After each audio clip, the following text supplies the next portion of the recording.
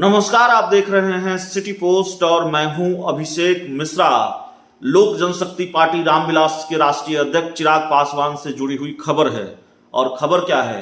क्या चिराग पासवान की लोकसभा की सदस्यता जा सकती है? यह सवाल, और यह भी सवाल कि क्या चिराग पासवान के चाचा पशुपति कुमार पारस चिराग के साथ एक बार और खेल करने की तैयारी में हैं। ये दोनों सवाल इसलिए कि एक बड़ा दावा सामने आया है। लोक जनशक्ति पार्टी रामविलास के जो राष्ट्रीय अध्यक्ष हैं चिराग पासवान, उनके चाचा पशुपति कुमार पारस की पार्टी के राष्ट्रीय प्रवक्ता की तरफ से, और ये दावा किया गया है कि चिराग पासवान ने अगर चाचा की बात नहीं मानी तो लोकसभा की सदस्यता भी चिराग पासवान की चली जाएगी।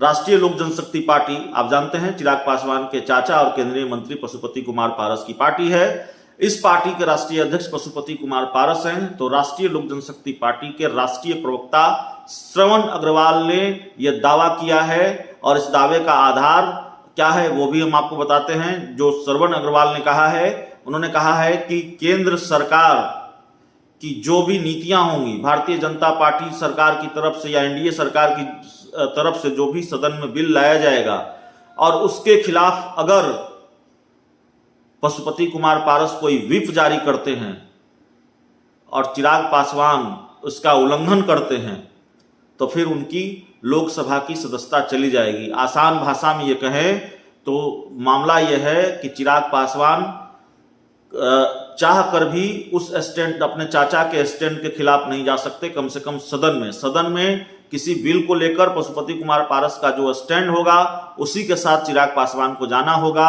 अगर व्हिप जारी होता है और चिराग पासवान अपने चाचा के स्टैंड के साथ नहीं जाते तो उनकी लोकसभा की सदस्यता चली जाएगी। और ये ऐसा क्यों होगा? ऐसा इसलिए होगा, जो दावा किया है श्रवण अग्रवाल ने, कि 5 सांसद पशुपति कुमार पारस के साथ हैं और पशुपति कुमार पारस संसदीय दल के नेता हैं। अलग गुट के रूप में मान्यता मिली हुई है पशुपति कुमार पारस को, और कायदे से चिराग पासवान भी राष्ट्रीय लोक जनशक्ति पार्टी के ही सांसद हैं, क्योंकि मामला जो पार्टी का जो मामला चल रहा है चुनाव आयोग में, उस पर अंतिम फैसला नहीं आया है। अंतरिम फैसला आया है क्योंकि चिराग पासवान चुनाव आयोग चले गए थे और उनको तारापुर कुशेश्वर स्थान का उपचुनाव लड़ना था।